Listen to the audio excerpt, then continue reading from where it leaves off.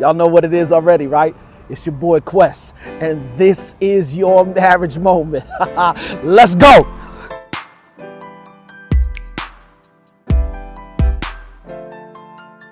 What up, y'all? Welcome to another edition of Marriage Moments. It's your boy Quest. As always, for those who don't know me, it's your boy Quest. Man, shouts out to Bomb Ministries in Atlanta, Georgia, man. Bone of my bone. Marriage Ministries at Maranatha SDA Church in Atlanta, GA. Special shouts out goes to Pershawn Madison and her husband, Reggie Madison. Like for real, Pershawn brought us in for the Grow Conference this weekend, and what a successful conference it was. One of my major prayers was to, just like for real, that people would leave thinking about their marriage differently than the way that we came in. And I had so many different conversations with so many different couples as to how they can take their marriage, wherever they were in the spectrum, from shaky to good, from good to great, but ultimately to phenomenal, because really that's where most marriages want to be, right?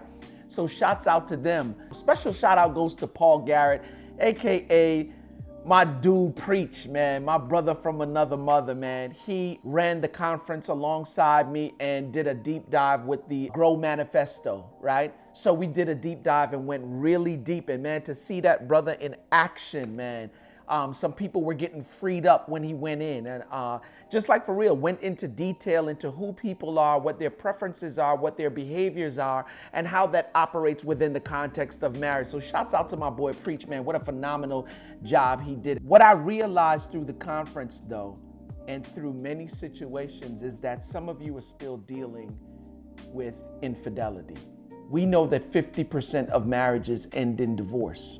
And according to research, we know that the number one cause is either communication or communication-related issues. And if that be the case, I know that infidelity is somewhere not too far behind. It used to be number one, that, and there used to be a tug of war between that and finances for the number one place. But if you ask me honestly, those are just symptoms of a deeper issue. That means that two people are not, like for real, people are not communicating, right? And so sometimes infidelity is a part of that. When people get married, like for real, and I just need to jumpstart your brain, if you will, or shock your brain, if you will.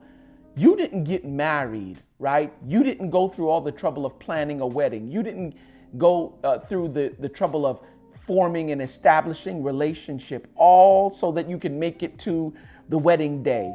You know what I'm saying? Say for better or for worse, for richer or for poorer, in sickness or in health, right? To commit to one another for life, until death do you part, right? What God put together, let no man tear asunder, including the two that are in the marriage, right? You didn't go through all of that to become or be involved in infidelity issues with your spouse, right? Now, like for real. What I do realize, though, is that sometimes when we think about infidelity, we think about it from the case of it's only involving the spouse who actually did the infidelity.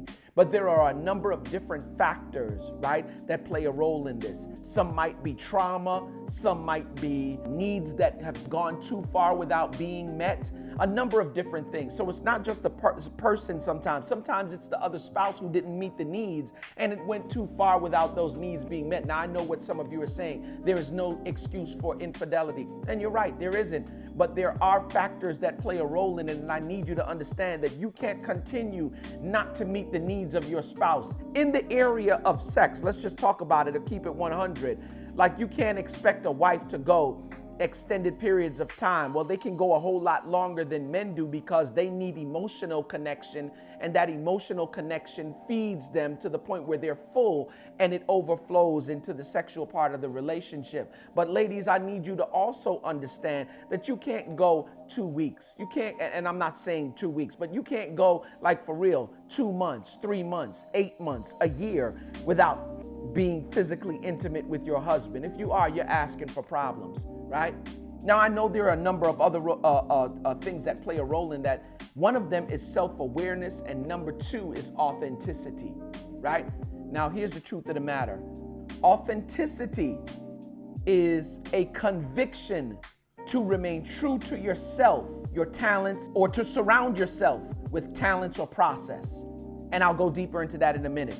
The second thing that we need to take into consideration is self-awareness, which is a clear and honest interrogation of our natural talents, our passions, and our behaviors. Let's just put that in the context of marriage for a moment. Some of you are not honest about past traumas that lead you to behave the way that you do, right? That is playing a role or feeding the thoughts of your spouse to move into the area of infidelity. Some of you are not as intimate with your spouse. And let me tell you, intimacy in marriage is not a want, it's a need. And some of you are not fulfilling the need. And so when your spouse ends up becoming, to that point where they become unfaithful, at least to the marriage, then you're mad because they became unfaithful. But the question is, two people make a marriage, right? The word declares, for this reason, for the reason of marriage, shall a man leave his mother and father and cleave to his wife, and the two shall become one flesh. Intimacy, physical intimacy, is a part of becoming one flesh. It's not all of it, but it's definitely an integral part of becoming one flesh. And I just want to say to you guys, like for real, don't give your spouse a reason.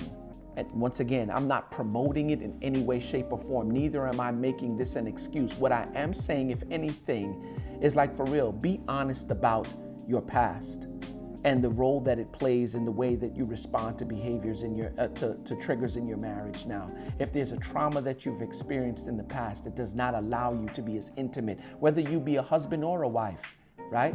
Get those traumas worked out.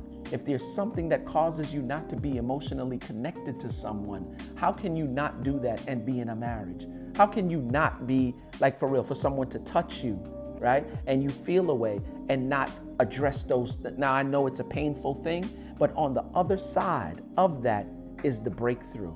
You just got to be willing to go through it, right? And so the flip side of that coin is like for real. Sometimes we can stand to be long suffering. Sometimes we can help our spouse through those challenging moments, right? Proverbs 18 verse 22 says, when a man finds a wife, he finds a good thing and favor from the Lord, right? That's what it says.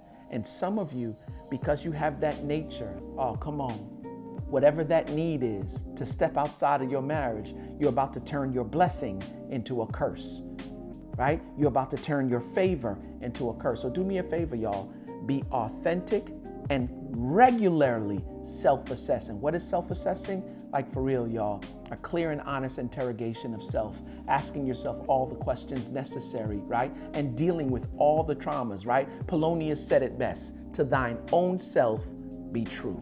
Y'all know what I say to this thing, man. From shaky to good, from good to great. Ultimately, what we want is phenomenal, but phenomenal don't just happen. It takes work. So let's do that work and we can get to phenomenal. Because if you're not working on your marriage, then my friends, what are you doing?